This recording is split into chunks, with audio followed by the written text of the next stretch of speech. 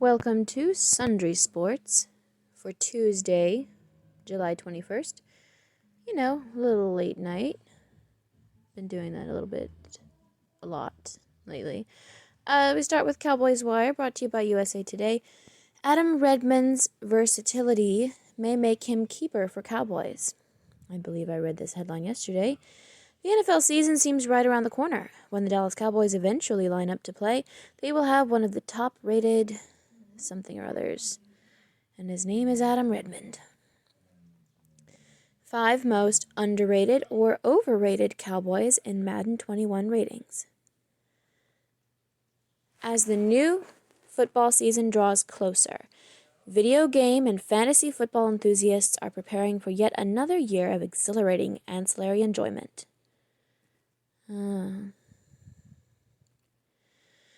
As I've said before, I don't really give a fuck about, Madden ratings. In year 2 of 3-year plan, linebacker Luke Gifford will gain value for Cowboys. A year ago, the Dallas Cowboys had one of the elite linebackers groups in the NFL. Leighton Vander Esch was coming off a stellar rookie year. Sean Lee is always great. I'm not sure who else. Cowboys begin signing 2020 rookie class ahead of camp. The Cowboys have started to bring their rookies into the flock. With reporting day less than 24 hours away, the deals are starting to flow. Here's who's in, how much everyone will get, and how it will impact the 2020 cap. More headlines. NFL sets training camp dates for Cowboys, blah, blah, blah. Wisconsin Pipeline, Tyler Badass. Connor McGovern has the athleticism, and blah, blah, blah, blah, blah. Training camp dates set. Ezekiel Elliott in elite company. No Cowboys Chiefs. NFL offers to Knicks 2020 preseason. No! Why are you going to give in like that? This uppity players union should be put in their place, NFL. I was kind of looking forward to Cowboys Chiefs preseason game. Moving on to the ESPN Daily. Good morning. Dwight Howard was the lone attendee. Every time. Dwight Howard was the lone attendee at a league-organized pool party in the NBA bubble. As someone who ate their lunch alone in the cafeteria like a regular Steven Glansberg for a solid 2-week stretch in 8th grade, this story hits different. Here's your ESPN Daily. Okay. Listen up. How Simone Biles found her voice. Didn't we already do this? Having won a combined 30 Olympic and World Championship medals, Simone Biles is the most decorated American gymnast, full stop, and her story intersects with that of the two most infamous and winningest coaches of USA Gymnastics, Bela and Martha Karolyi. The Karolyis are the subject of a new 30 for 30 investigative podcast, Heavy Metals Inside the Karolyi Gymnastics Empire. They had this already on another ESPN Daily. What the fuck? It includes a look at their complicity in the rampant sexual abuse of athletes by medical director Larry Nassar, and the way Biles navigated their restrictive culture and spoke out against abuse. On today's episode of the ESPN Daily Podcast, ESPN's Alyssa Ronick shares the story of how Biles found a way to win outside the norms of USA Gymnastics and the Karolyis. Okay. Things to care about. The Bubble Diaries. 2 weeks down, an indeterminate amount of time to go. Players have been inside the NBA's indeterminate. Is that the correct usage of that word? Players have been inside the NBA's Orlando, Florida bubble for about as long as I would stay at sleepaway camp growing up. Shout out to Camp Friendship. As a seasoned summer camp vet, I know how much life can be lived in a 2-week period. That's long enough for one to overcome the oddity of the situation, make a routine, build some camaraderie, bemoan the subpar food options, establish favorite activities, and start to miss your family. Although comparing the accommodations at Walt Disney World Resort to those at Camp Friendship would be like likening the Ritz-Carlton to a Motel 6, I feel like the players' collective experience through week 2 hasn't been that far off. The athletes have found their favorite activities, including but not limited to fishing and hanging at Rick's Sports Bar and Grill.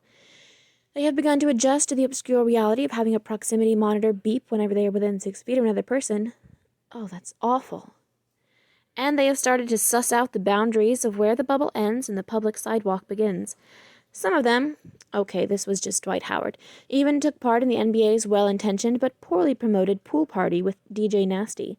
Bubble life, get into it. All eyes on playoff LeBron. Not mine. As the NBA prepares for its restart, the stakes have never been higher for LeBron James. Okay, that might be slight hyperbole, but the expectations are high. I hope he crashes and burns. James is in his 17th season and not getting any younger. If King James proved anything before the coronavirus panic brought play to a halt back in March, it's that he's still completely dominant. But theoretically, even LeBron isn't going to be immune to the effects of father time forever. After a hiatus of almost 5 months with nothing to do but train and film TikTok videos with his family, LeBron is rumored to be in remarkable shape. So ahead of a postseason that very much feels like title or bust for the Lakers, we polled 5 of our NBA experts for their thoughts on the big LeBron questions. Namely, will LeBron dominate or show his age in Orlando? Is this LeBron's best remaining shot at a 4th NBA title? What would winning a championship this season mean for LeBron's legacy? How should we think about LeBron's place in the best NBA player conversation? What is your bold LeBron prediction? Should LeBron be MVP over Giannis Antetokounmpo? Just kidding, we didn't ask them this one. But we did ask a separate panel to award each top individual honor of the 2019-20 season right here. Things to watch. Bull with the reach. What is with these people and their fucking weird-ass names? Not your average wingspan. Denver Nuggets practice footage from the bubble shows Nikola Jokic passing out of a double team and finding 7'2" rookie Bol Bol. What? Bol Bol? Who flexes his ridiculous reach by rising high above the rim to convert a basket. Get ready, NBA stands. The Bol giant is coming. Overheard. A day doesn't go by when I don't think about him. LeBron James on Kobe Bryant. Remember when?